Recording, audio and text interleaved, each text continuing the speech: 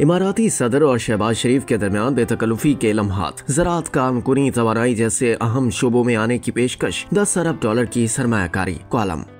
Column निगार खलील अहमद नैनी तालवाला अपने column में लिखते हैं कि पाकिस्तान के सऊदी अरब और इमारात के साथ ताल्लुकात हमेशा से बहुत अहम और करीबी रहे हैं। गुज़िश्ता रोज इमाराती सदर और पाकिस्तानी वज़ीर आज़म के दरमियान बेतकल्लुफी के लम्हात पूरी दुनिया ने देखे। ये ताल्लुक सिर्फ दो अफराद तक महदूद नहीं बल्कि दो कौमों के दरमियान है और माजी से लम्हा मौजूद तक दोनों मुल्क हमेशा एक दूसरे के शाना बशाना रहे हैं। पाकिस्तान इन दोस्त ममालिक के ताउन से ही एक बड़े माशी बहरान से गुजरने के बाद अब संभलने के मराहिल में है। इस वक्त भी हमारी उम्मीदों का मरकज खित्ता अरब है, जिसमें इमारात की अहमियत नुमाया है। पाकिस्तान ने SIF के जरिए खलीजी ममालिक बिलखुसूस मुत्तहिदा अरब अमारात पर सरमायाकारी के दरवाजे खोल दिए हैं और इन्हें ज़राअत, कानूनी तवानाई और इंफ्रास्ट्रक्चर जैसे अहम शोबों में आने की पेशकश की जा रही है, जिसमें इमाराती सदर ने भी दिलचस्पी जाहिर की है। खुशाइंदा अमर ये है कि अरब दोस्तों की जानिब से पाकिस्तान को हमेशा मस्बत जवाब दिया गया है। वज़ीर आज़म शहबाज शरीफ के पहले दौरा इमारात के दौरान $10 अरब की सरमायाकारी का वादा किया गया और अब एक बार फिर इसका इआदा किया गया है। अलमिया अलबत्ता ये है कि पाकिस्तान अब दोस्तों को दावत दे रहा है, लेकिन सरमायाकारी के लिए दरकार माहौल में आलमी मयार की नुमाया बेहतरी लाने में नाकाम है। मई 2024 में एक सऊदी वफ्द ने मौजूदा सरमायाकारी का जायजा लेने के लिए पाकिस्तान का दौरा किया,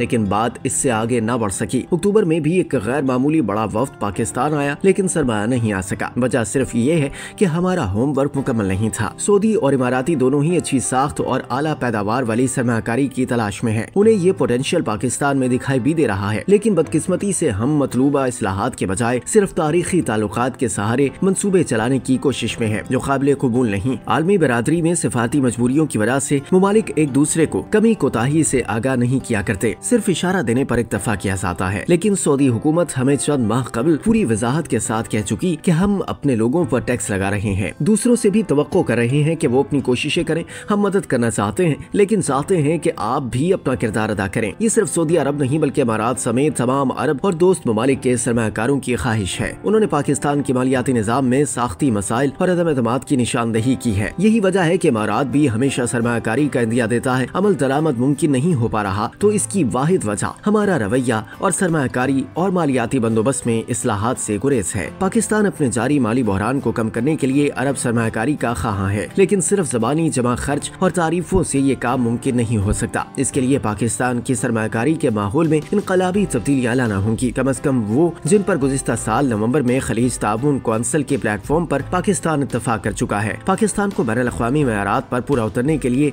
सरमायाकारी के मौके की पेशकश को बेहतर बनाना चाहिए। अगर हम इस्लाहात का एजेंडा नाफिज करने में कामयाब रहते हैं तो इमारात और दीगर अरब ममालिक के साथ हमारे तारीखी ताल्लुकात रोशन मुस्तकबिल की नवीद बन सकते हैं। इसमें कोई शक नहीं कि मुत्तहिदा अरब अमारात ने मुश्किल हालात में कई बार पाकिस्तान की मदद की है। पाकिस्तान और इमारात के बाहमी ताल्लुकात इतने मजबूत और मुस्तहकम है कि बैनुल अक़वामी मालियाती फंड यानी IMF के साथ मामला तय करते हुए भी हम जिन ममालिक का सहारा लेते हैं मुत्तहिदा अरब अमारात उनमें से एक है। इमाराती क़यादत की जानिब से इससे पहले भी पाकिस्तान में सरमायाकारी के हवाले से रजामंदी का इजहार किया जा चुका है, लेकिन देखना यह है कि हमने अपने यहाँ मौजूद इन मसाइल पर काबू पा लिया है या कि नहीं, जो बैरूनी सरमायाकारी के रास्ते में रुकावट बनते हैं। इस सिलसिले में एक अहम मसला तो सिक्योरिटी का है, जिसकी वजह से बैरूनी सरमायाकार पाकिस्तान का रुख नहीं करते, क्योंकि उन्हें ऐसा लगता है कि पाकिस्तान गैर महफूज है। ये दुरुस्त है कि इस मसले पर काबू पाने के लिए हमारी सिक्योरिटी फोर्सेज दिन रात कोशिश कर रही हैं और कुर्बानियां भी दे रही हैं। दूसरी जानिब मुत्तहिदा अरब अमारात ने मेहनत कशों को वीजे देने बंद कर दिए हैं। मेरी गवर्नमेंट से दरखास्त है कि वो UAE हुकूमत से फौरी बात करे